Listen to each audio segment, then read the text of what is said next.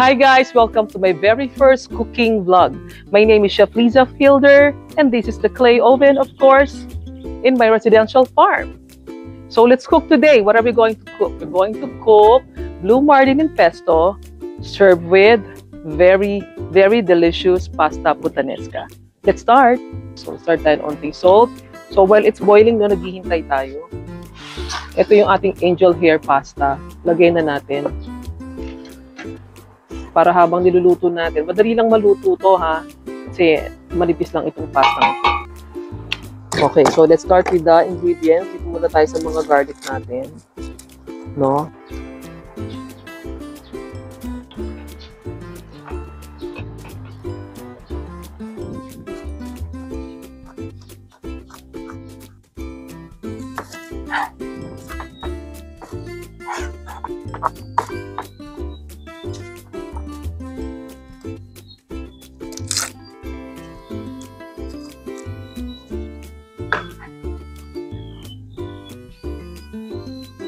So this is our blue marlin, mga around 150 to 200 grams.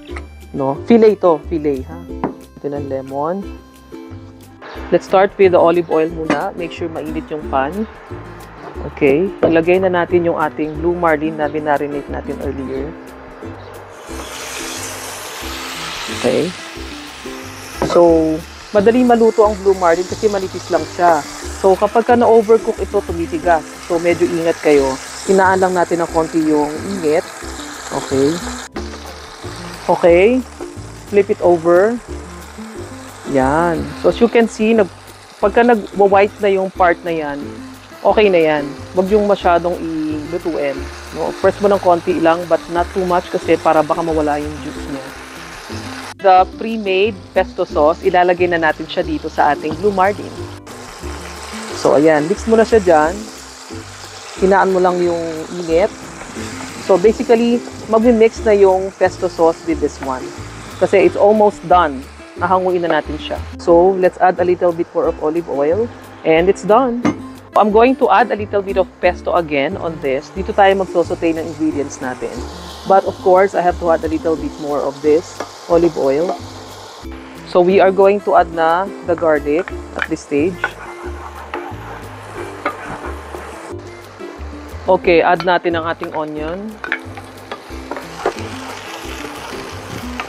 Yan. Until mag-lighten yung color niya. Translucent, no? Maamoy mo, mabango na yung garlic at this time. Lalo pag medyo nagba-brown siya. To me, I prefer it pag medyo nag-brown yung garlic kasi mas lumalabas yung lasa niya. Okay, so this time, add natin yung ating fresh tomato. Sarap! Gamit tayo ng anchovies para sa ating puttanesca. Okay, so ito yung ating hiniwa kanina na anchovy. Ito yung masarap dyan. Add natin itong ating, you can add, usually naglalagay ako ng capers, but today I don't have capers so I'm just using the black olive. To add a little bit of water para sa sauce natin. Yan. So, I'm here inside my farm. Kukuha tayo ng ating thyme, fresh thyme. So, let's get some fresh thyme. Yan. Yan. More of the pesto. That's optional naman. You can actually just use the fresh basil, pwede rin. This is paprika para mas spicy siya ng konti. Okay, this is pepper, add tayo konti. A little bit of, this is garlic salt. Okay, we're done. Okay, so let's toss the cooked pasta.